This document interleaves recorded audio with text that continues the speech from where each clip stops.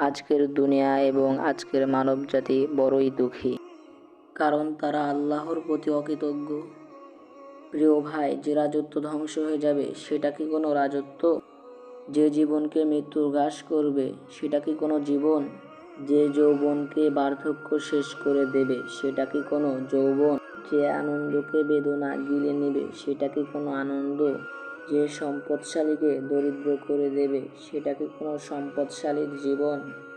যে সুস্থতার পর অসুস্থতা আসে সেটা কি কোনো সুস্থতা? যে ভালোবাসার পর ঘৃণা আসে সেটা কি কোনো ভালোবাসা?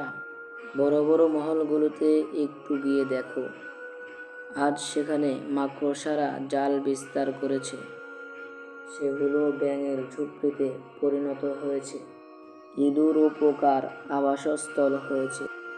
আর যে রাজা বাদশাহরা এসব মহলের সৌন্দর্য ও গৌরবে গর্বিত ছিল, তারা আজ পোকামাকড়ের খাদ্যে পরিণত হয়েছে।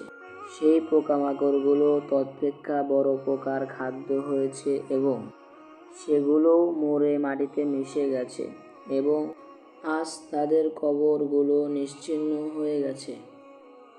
দুনিয়ার সবচেয়ে বড় বিজয়ী ছিল চেঙ্গিস খান। বলো দেখি তার কবর কোথায়? পৃথিবীর শ্রেষ্ঠ বিজয়ী বীরের কবরের আজ হদিস নেই। দুনিয়া আমাদের সম্পদ কামাইয়ের বা মেহনতের ময়দান নয়। দুনিয়া আল্লাহর বন্দেগীর ময়দান, আখিরাত কামাইয়ের ময়দান। আমরা তো এখানে আল্লাহর গুণগান গেয়ে জীবনটাকে কাটিয়ে দেব।